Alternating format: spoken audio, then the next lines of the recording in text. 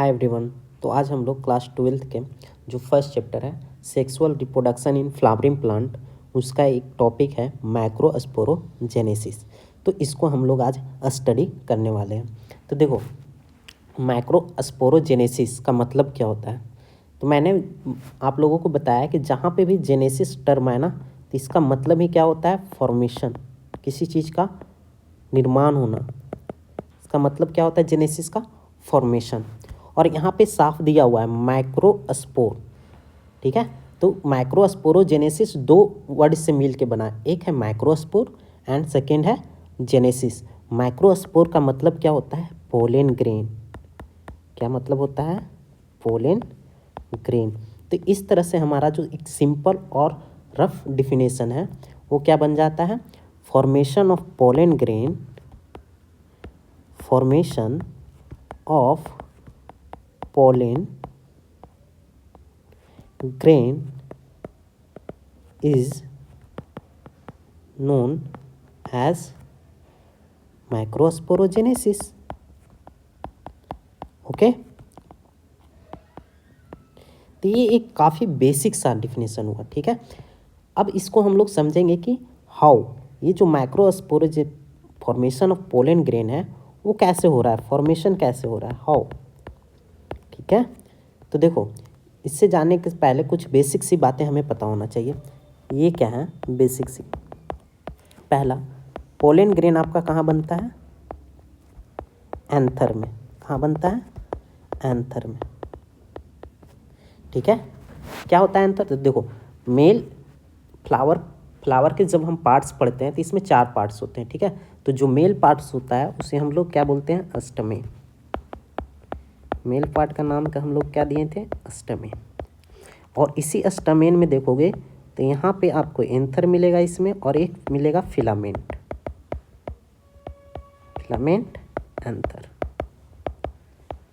और एंथर के जब डिटेल स्ट्रक्चर देखते हैं हम लोग, तो एंथर में एक टिश्यू पाया जाता है जिसको हम लोग क्या बोलते हैं, स्पोरेंजियम टिश्यू, यहाँ पे सेंटर में, ठीक है।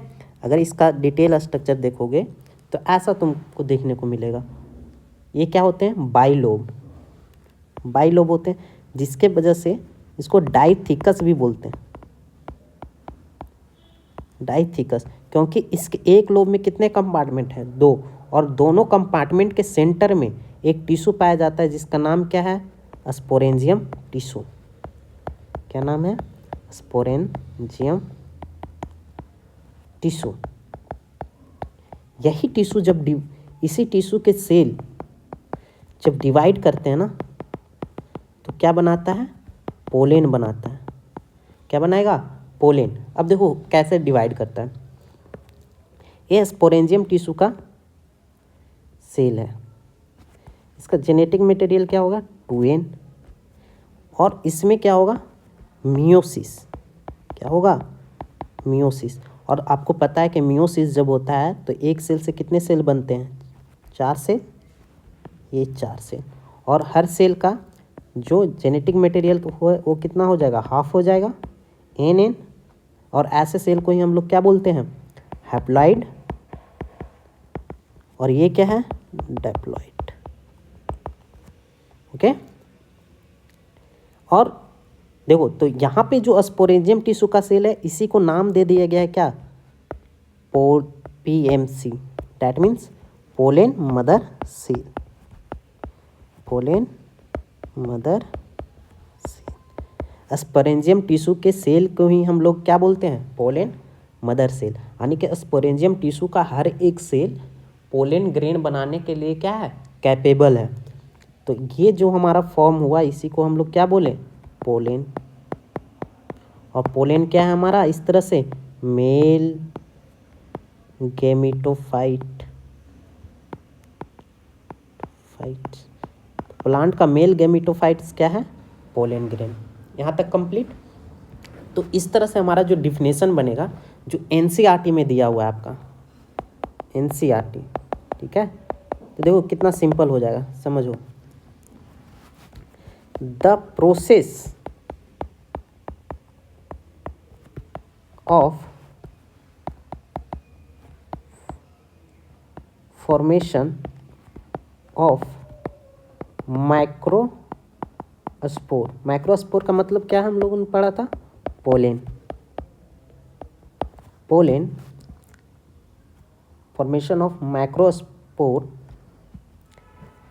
बाई किसके द्वारा हो रहा है, तो किसके द्वारा हो रहा है, पोलेन मदर सेल के द्वारा, by pollen mother cell.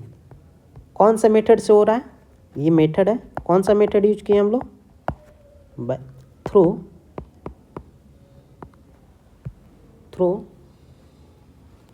Meiosis.